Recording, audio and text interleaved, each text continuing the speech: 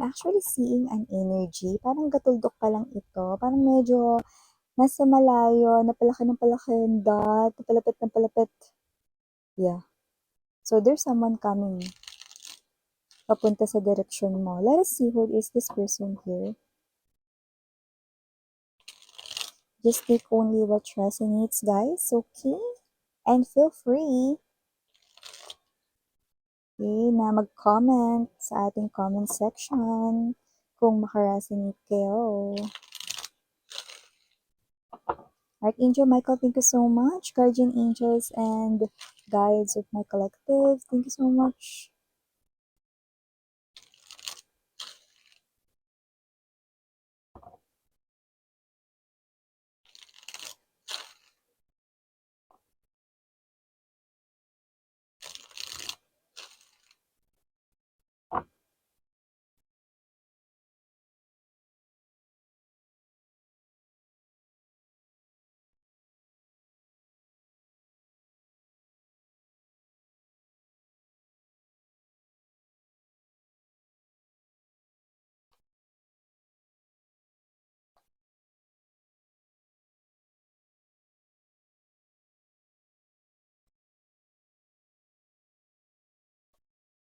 Oh.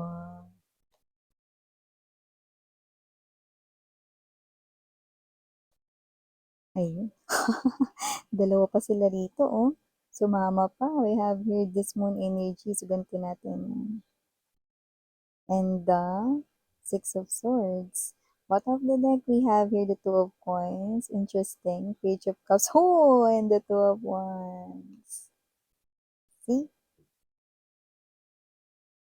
Oh, listen. Ayaw niya raw rito mapalapit sa'yo dahil mukha raw na hindi ka naman magkakagusto sa kanya. Definitely a new energy bago ito, no? Hindi mo pa ito nakarelasyon ever. So whatever the case may be, nakikita niya po kayo bilang Queen of Cups, no? Someone here, no, na sinong hindi ka mamahalan. Yan, no? Parang nasa iyo na ang lahat, no? And yeah, whoever, yeah, I just heard lulong, yeah. Para ka ritong isang klase ng ecstasy, no? Na parang addict na siya sa'yo, no? Hindi pa ba? Ano sinasabi niya ditong ayaw niya maging closer sa'yo kasi baka ma-fall siya. Eh, fall na pala siya. At hindi lang yun. Nakita ko rin dito mga babes, no? Na yung iba akala nila, crush ka lang nila, pero yung totoo, mahal ka na pala nila. Ayun, oh. Kung sino man tong new energy na to, no? Ayaw niya raw mapalapit sa'yo. Kasi ayaw niyang mahulog yung loob niya sa'yo. Eh, mahal ka na nga niya. Ano ba naman yan, no? So, hindi niya pa alam yun. Parang gusto ko tuloy sabihin sa kanya. Curious! Kumgume! Curious siya rito. With the Page of Swords energy and the Seven of Cups, no? Dahil ang tipo mo raw mahal ay ang klase rito, no? Ng energy na, okay? Tipo mo raw dito ang klase ng energy that with the Queen of Cups, no? Imposibleng wala kang karelasyon or imposibleng walang nagmamay-ari ng puso mo or imposible rito, no? Na magustuhan mo daw siya. Ibig sabihin, nakikita ka niya bilang someone dito, no? Na nasa high status or iniisip niya rito na mataas ang standards mo, no? Napakabait mo rin, kaya nakikita ka rin niya rito, no? Na nagtataglay ng angelic face at ugali rin ng isang anghel. Yan, o. Oh, ikaw na.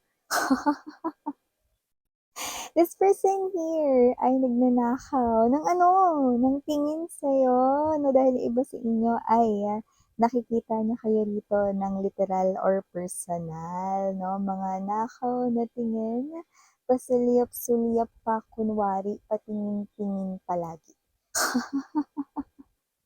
Kaya kung hindi mo maintindihan kung bakit siya patingin-tingin at palingon-lingon sa'yo, wala kang dumi sa iyong mukha, kundi hindi niya lang mapigilan, no, na tumitig sa karektan. Wow naman! Nice naman! Kaya kasi naman tong energy na pinikita ka niya bilang someone here, no, na ano ba yan? Ang perfect mo naman, ang ganda ng mukha mo. Okay, type na type niya rito, no, yung mukha mo, malaanghel daw ito. Wala tayong gender dito, babae, lalaki, LGBT, ha? So, ever this energy is nakikita niya kayong ganun. Plus, alam niya rin dito yung pag-uugali ninyo, kaya ayaw niyo mapalapit rito sa inyo. Yung iba naman rito, no, ayaw niya daw. Pero nakikita ko panay naman siya rito tingin sa mga larawan mo, no, sinisave niya pa nga. Ayan, no, yung iba pa nga rito, no. Hindi lang kasi kayo mga babes close nito eh. Okay? Pero pag umilaw ang cellphone nito, makikita mong wallpaper niya ay ang photo mo. See, kaya kasi naman tong energy na to, no, hindi pa ba? Kasi kitang-kita ko dito, mukhang hindi na lang ito crush. May feelings na siya sa'yo. No? At kung hindi niya alam kung ikaw ay may ka-in relationship, yan, alamin natin dito, no, ang next na kaganapan dyan.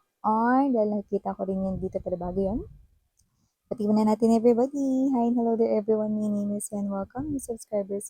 Retaining Eastern buyers, thank you so much sa inyong walang sawang love and support for me. Kung hindi pa alam, pa po tayong other channel. Yan ang ating main channel, ang The High Priestess. Ang link yan down below sa ating description box. If interested, click lang yan para makarating kayo doon. Araw-araw yung nag-upload po tayo ng collective readings for all signs there. At yun nga tayong gender dito ba, lalaki, LGBT, lahat ay welcome. Possible din mag-switch ang roles dahil general reading ito. At the end of the day, lahat ay may free will na free mong gamitin anytime, anywhere. So, timeless din tayo pwede nangyari na. So, iba nangyayari na ngayon, so iba yung nangyayari pa lang. Kaya naman just take only what resonates. But here, idol si curious siyang malaman kasi yung iba sa kanila, hindi nila alam kung ikaw ba ay may in relationship na kaya alamin niya yan rito na dahil hindi ko nakikita ang lalayuan ko talaga niya. Dahil hindi niya magagawa. This person here ay lulong na talaga rito sa inyo, no? Adik sa'yo. Adik na siya dito sa'yo, no? Na para kang dito isang klase, no, ng ecstasy, no? Mas magulo pa nga rito ang kanyang araw-araw pag hindi kayo nasisilayan kahit nasa picture lang. With the moon card energy, no, na sumabit pa tong Six of Swords, nakikita natin dito, no, na nahihirapan siya rito mag-move away sa kanya ritong emosyon para sa'yo. Nakikita ko rin dito na palihim rito siya na aalamin kung kayo ba ay in relationship na or kung ano ba ang tipo mo sa isang tao or sa isang man or woman, no, para mahalin at gagawin niya ang sarili niya bilang ganon. You know? In other words, okay, ano man rito yung gusto mo sa isang person, no, gagawin niya, no, na magampanan yon, no, or whatever, no. So, kung ano yung ideal type mo, gagawin niya yan, no, magiging siya yan, mga ganon, no. So, whatever the case may be, yan. Okay, so whatever it is, I do see that this person here, ito pa yung kilos ng lumalayo. Kasi ito nakita ko kunwari, pag sinabi mo na ito yung tipo mo, sabihin natin, example lang to, gusto mo yung hindi long hair sa guy, ano. So, long hair siya, di siya lagi nagpapagupit. Nung papagupit na siya ngayon, may maintain niya na yung ganyan, di ba? So, whatever the case may be, babaguhin niya yung sarili niya nang naaayon sa tipo mo sa lalaki. Yan, no? Or sa babae. Yan, no? Mapa-physical man yan, or ano pa ritong karakter or behavior gagawin niya yan. No? Gusto mo ng isang tao na may magandang trabaho at posisyon, yan, no? Kung siya ay probationary sa pinagtatrabahuhan niya, gagalingan niya pa para ma-promote siya dun or maging regular siya doon. Yan, no? Basta may mga ganyan. Or kung type mo sa isang person ay ganito, no, manamit, yan, susundin niya rin yan, mare, no? So, in other words, miss yan, babaguhin niya yung sarili niya na ayon sa kung ano yung gusto ko. Oo, kasi para mapansin mo siya. Sa ganong paraan mapansin mo siya kasi yun yung tipo mo. So, nakikita ko siya rito, no, na lumalayo daw, pero nakikita ko nag-gather na siya ng information, para siyang ninja dito. Okay? Inaalam rito yung mga gusto mo, favorites mo, no, especially yung ideal type mo, no, sa maaari nga meron siya rito na pagtanungan, no? Pwede yung mga nakakasama mo, nakakasalamuha mo, yan, baka may alam sila, yung tatanungin niya yan. So, nakikita natin dito, no, that this person right in here, once na malaman niya na single ka, at Okay, wala ritong umaaligid-aligid sa'yo. Yan, diyan na siya rito gagawa ng paraan, okay. So, nakikita ko na aalamin niya muna with the Page of Cups energy, Two of Wands right in here kung may patutunguhan ba itong pagkagusto niya rito sa inyo 'no. Kasi kapagka ikaw ay in relationship na nakikita ko naman na hindi ka niya rito guguluhin 'no. Nakikita ko naman dito that this person here 'no ay, hindi rito gagawa ng paraan para makasira sa relationship mo kung may person ka na. Kung wala, okey, wala rin siya ritong dahilan para takbuhan itong kanyang feelings at emotions. Kasi with the full energy, this person's willing to take risks, take responsibility sa kanyang emotions and feelings 'no. Nakakaloka yung karamihan sa kanila nagmo-move on sa feelings nila para sa inyo, pero wala kayong kamalay-malay 'di ba, na may gusto siya sa'yo.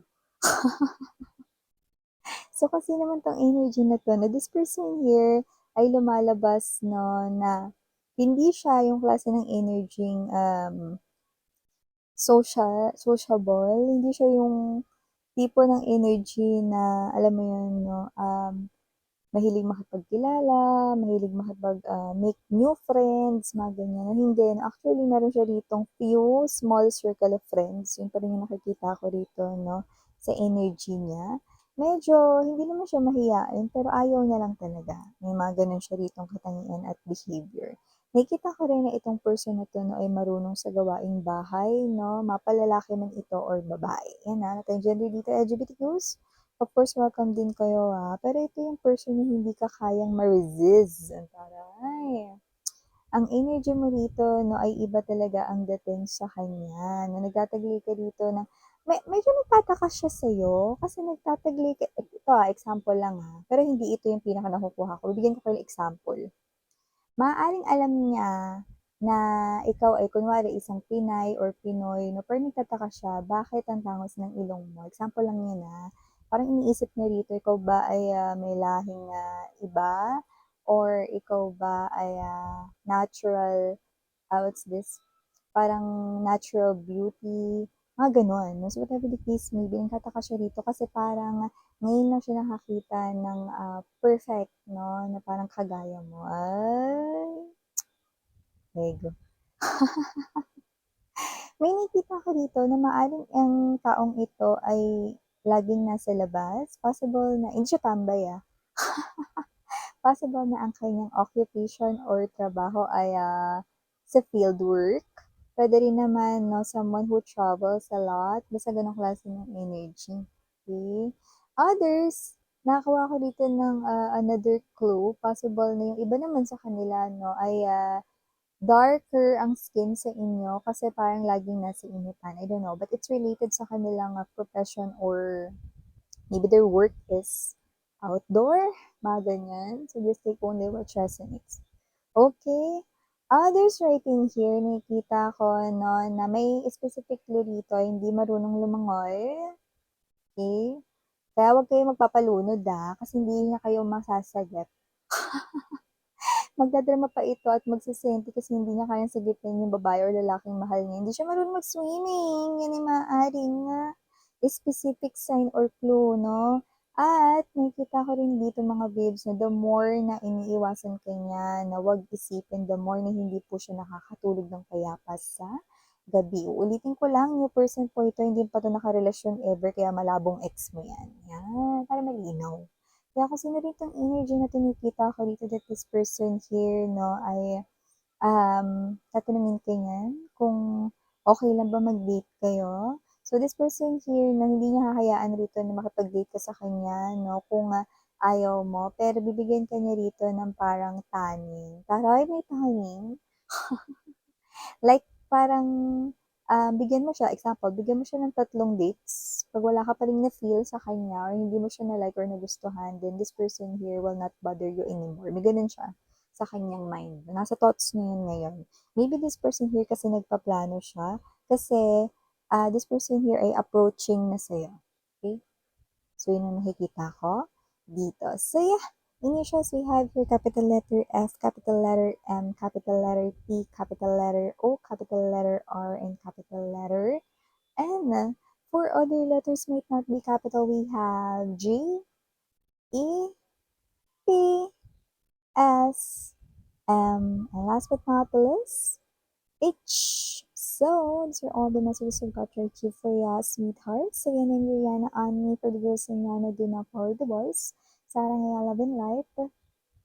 Annyeong.